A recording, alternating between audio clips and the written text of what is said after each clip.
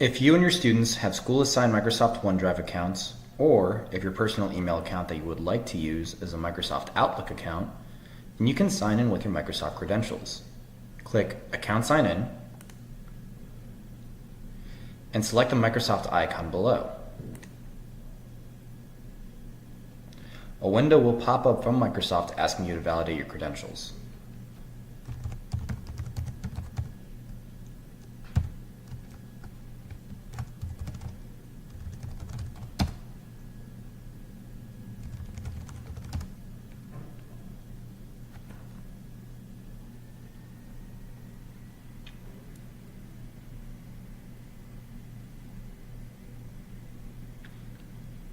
Be sure to sign in with this method whenever you want to access your product.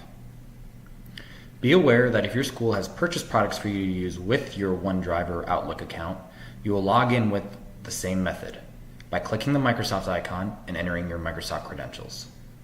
By logging in with your Microsoft account, the product portal will be aware that you are a teacher belonging to the school or district that has purchased the product.